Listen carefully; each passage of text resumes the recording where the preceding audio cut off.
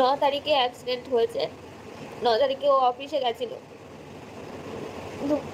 সকালবেলা অফিসে গেছিল। অফিস থেকে ফেরার পথে আমাকে কল করেছিল 6টার সময়। যখন বেরাই তখন বলেছিল যে আমি আসছি।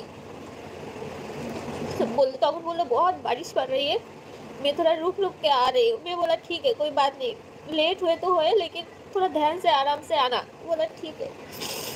फिर मुझे बोला तेरे लिए क्या लेके आओ। मैं बोला कुछ नहीं, उसके पास पैसा कम था बोल के मैं बोला कुछ नहीं। वो बोला नहीं रूपा बोलना, मुझे बहुत अच्छा लगता है तू कुछ बोलती है खाने के लिए, तो मुझे बहुत अच्छा लगता है। बोला कि आइसक्रीम लेके आओ। मैं बोला नहीं तो थोड़ा चाउमीन लेके आ। फिर थोड़ी देर बाद मैं नीचे गया, वो खिचड़ी खाने का मन कर रहे थे उस दिन। সকালবেলা অফিসে যাওয়ার সময় আমাকে বলেছিল যে রূপা তোর হাতের খিচুড়ি বানাবি, তুই খুব ভালো বানাস ঝোল খিচুড়ি। আমি বললাম ঠিক আছে। পরে আবার ফোন করলো, ফোন করে বললো যে চাউমিন নিচ্ছি। আমি তখন খিচুড়ি করতে গিয়ে দেখি সোমা চাউমিন করছে। আমি বললাম চাউমিন আনতে হবে না। আর সেদিনই আমার ফোনের রিচার্জ শেষ হয়ে গেছিলো, আর ওয়াইফাইতে আমি ফোন করব, ওর নেট রিচার্জ ছিল না, ওই শুধু আমাকে ফোন করতে পারছিল। তারপর ওকে বললাম যে চাউমিন আনতে হবে না, সোনা চাউমিন বানাচ্ছে, আমি খিচুড়ি করেছি তোর জন্য। আমাকে বললো ठीक है मैं आके खिचड़ी दबा के खाऊंगी, मैं बाहर से कुछ नहीं खा रही हूँ, खिचड़ी आके खाऊंगी। फिर कॉल किया, थोड़ी देर बाद कॉल करके बोला मैं 15 मिनट पे आ रही हूँ। फिर अब नहीं आया। 15 मिनट के बाद थाने से कॉल किया मुझे, एक्सीडेंट हुआ, গাড়াপোতা কলাতলায় অ্যাক্সিডেন্ট হয়েছে। আমার বাড়িতে কোনো ছেলে মানুষ ছিল না। পাড়ার পর একটা দাদাকে নিয়ে আমি তখনই বেরিয়ে যাই। ওখানে গিয়েও আমি অ্যাক্সিডেন্টের ওখানে আরিয়ানকে পাইনি। তখনও রাস্তায় যখন ছিলাম থানা থেকে ফোন করে বলল যে হসপিটালে আছে। তারপর হসপিটালে গেছি, তখনও আমি জানি না যে ও আর নেই। ওখানে আমাকে কেউ বলেনি। আমি ওকে ডাকছি, বুকে হাত দিয়ে এই করছি, ডাকছি আরিয়ান আরিয়ান বলে। ওর বুকে হাত দিলাম, বুকে কান পেতে দেখছি নিঃশ্বাস নিচ্ছে কিনা, পেটে সব জায়গায় হাত দিচ্ছি, ডলছি। তারপর ওনারা ইশারা দিল যে নেই, জায়গায় নেই। অনেকে বলছে যে ওর সাথে আমার ঝামেলা চলছিল, ওর সাথে আমার কোনো ঝামেলা চলছিল না। একটা সংসারে থাকলে যেমন স্বামী স্ত্রীর ঝামেলা হয় ওটাই। আমি 9 মাস কি 6 মাস ও যখন ছিল না ঠিকঠাক ভিডিও দিইনি। এর জন্যই দিইনি যে আমার ইউটিউব সম্পর্কে আমার ভালো জানা নেই, আর আমার একা দিতে ভালো লাগতো না। আরিয়ান থাকলে ভালো লাগতো, যে আরিয়ানের সাথে ভিডিও দেবো, একা থাকতে ভালো লাগতো না ভিডিও দিতে, তাই আমি ভিডিও দিইনি। আর ও যখন আসলো হঠাৎ করে আমাকে না জানিয়ে চলে এসেছিল, কারণ আমি হায়দ্রাবাদে যেতে চেয়েছিলাম ওর ফ্যামিলিতে।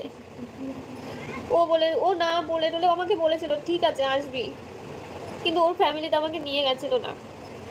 আমার একটু মনে রাগ হয়েছিল, একটু অভিমান হয়েছিল যে আমি যেতে চাইলাম ওর ফ্যামিলিতে, ও দুম করে চলে আসলো এখানে।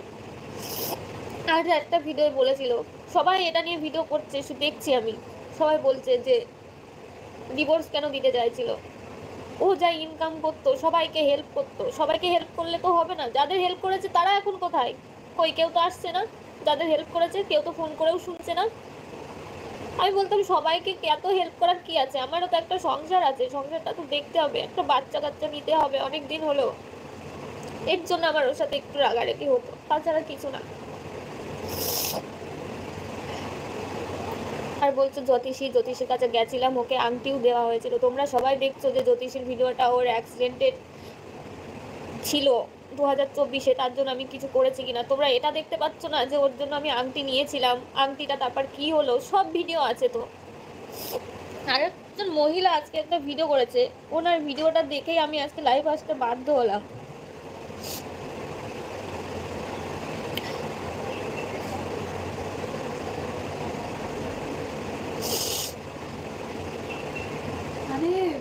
মানুষটা মানে মরে গিয়েও বেঁচে থাকতেও লোকের কথা শুনেছে, মরে গিয়েও লোকের কথা শুনছে। অনেকে বলছে আমার ভিডিও আপলোড হচ্ছে, আমার ফেক আইডি আছে ইউটিউবে।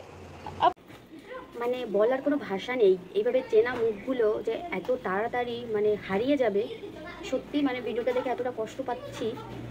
অনেকেই হয়তো অনেকেই চেনো একে, অনেকেই চেনো এদের, মানে মানে অনেকে ভিডিও দেখো এদের।